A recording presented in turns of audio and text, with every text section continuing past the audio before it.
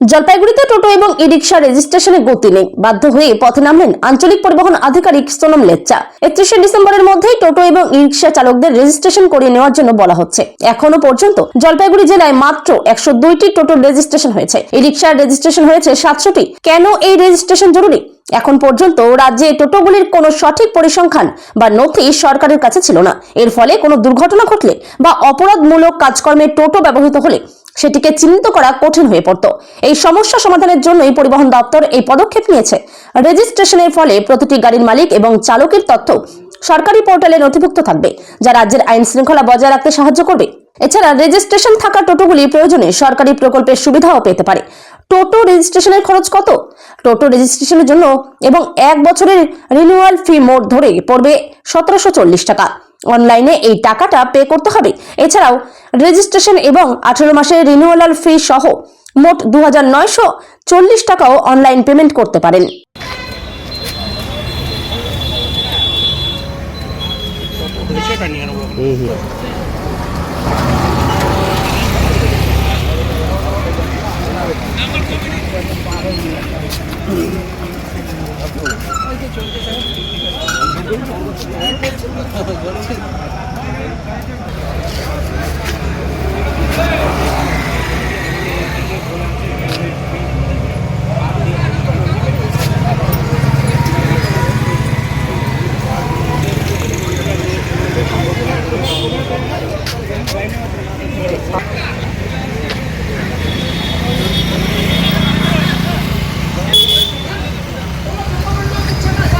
Satu.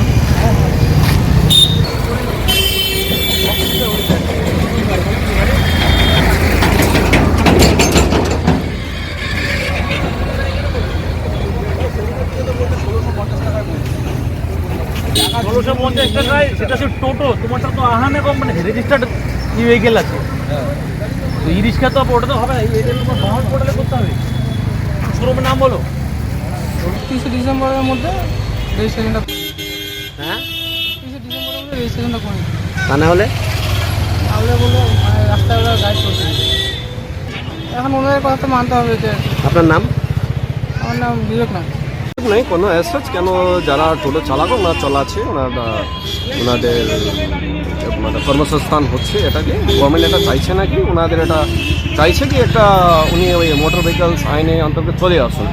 Insurance হোক, গাড়ি fitness হোক, সমস্ত এটা চাইছে। এটা আগে ছিল আমাদের সময় ছিল আপনার ছিল ওই 30 নভেম্বর, এখন এটা ওদের বাড়িয়ে দিয়েছে ডেটটা। ওই জন্য ওনাদেরকে আজকে জাস্ট কিছু না, আমরা অভিযান না, এটা সেন্সিটাইজ করা, ওনাদেরকে বোঝানো। আমাদের আজকে টোটো না ই রিক্সা বলেন আপনার 700 উপরে রেজিস্ট্রেশন হয়ে গেছে। টোটো আপনাদের আমরা দিতে পেরেছি ওনাদেরকে 102টা টোটো ওনাদের রেজিস্ট্রেশন পেয়ে গেছে আজ অব্দি। কিন্তু যার সংখ্যা আছে তার থেকে অনেক কম আর কি।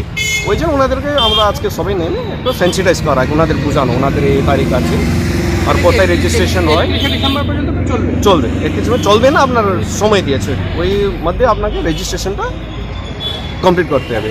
এবার 31শে ডিসেম্বরের পরে যারা কোনো কিছু আমার হবে না, সেক্ষেত্রে আপনারা কি ধরপা করে তখন না না কোনো সচ ডিরেকশন আসেনি। আমরা গভর্নমেন্ট যেভাবে নির্দেশিকা আমরা জারি করি সেই